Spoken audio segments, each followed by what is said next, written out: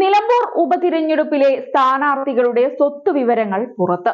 Trinamool Congress സ്ഥാനാർത്ഥിയായ PV അൻവറിന് ആകെ 52.21 കോടിയുടെ സ്വത്താണുള്ളത്. ബാധ്യത 20 കോടി ഉള്ളതായും നാമനിർദ്ദേശ പത്രികയ്ക്കൊപ്പം സമർപ്പിച്ച സത്യവാങ്മൂലത്തിൽ പറയുന്നുണ്ട്. അൻവറിന് 18.14 കോടിയുടെ നിക്ഷേപമുണ്ട്. സ്ഥാവര ആസ്തി 34.07 കോടിയാണ്. 2 ഭാര്യമാരുടെ പേരിലും സ്വത്തുക്കളുണ്ട്. ആദ്യ ഭാര്യയുടെ പേരിൽ 8.78 കോടിയും രണ്ടാം ഭാര്യയുടെ പേരിൽ 3.50 കോടിയുടെയും സ്വത്തുക്കളാണുള്ളത്. 2 ഭാര്യമാരുടെയും പേരിൽ 10,000 രൂപ വീതമാണ് ഉള്ളത്. അൻവറിന്റെ കയ്യിൽ 25,000 രൂപയാണുള്ളത്. ഭാര്യമാരുടെ പേരിൽ 1.6 കോടി വില മതിക്കുന്ന 150 പവൻ സ്വർണ്ണാഭരണങ്ങളും ഉണ്ട്. 2021 നിയമസഭാ തിരഞ്ഞെടുപ്പിൽ സമർപ്പിച്ച സത്യവാങ്മൂലത്തിൽ 18.57 കോടിയായിരുന്നു അൻവറിന്റെ പേരിലുണ്ടായിരുന്ന ജംഗമ ആസ്തി. ബാധ്യത 16.94 കോടിയും.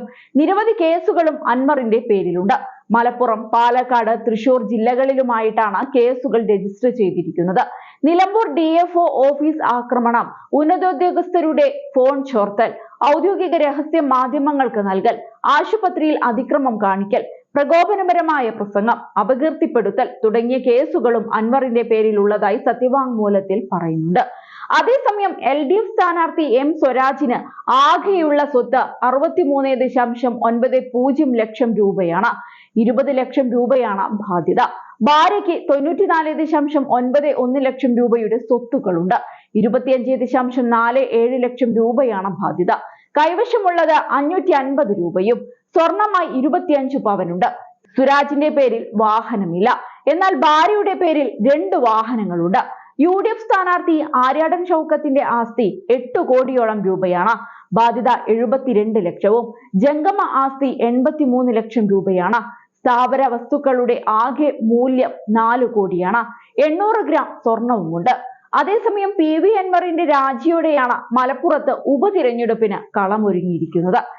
LDF വിട്ട UDFന്റെ ഭാഗമാകാമെന്നും നിലമ്പൂരിലെ UDF വിജയം ഉറപ്പാക്കി അടുത്ത നിയമസഭാ തിരഞ്ഞെടുപ്പിൽ ലീഗിന്റെ സിറ്റിംഗ് സീറ്റായ തിരുവമ്പാടി വിലപേശി പിടിക്കാമെന്നൊക്കെയായിരുന്നു അൻവറിന്റെ കണക്കുകൂട്ടൽ. നിലമ്പൂരിൽ മത്സരിപ്പിക്കാൻ DCC അധ്യക്ഷൻ VS ജോയിയെയും അൻവർ നിർദ്ദേശിച്ചു.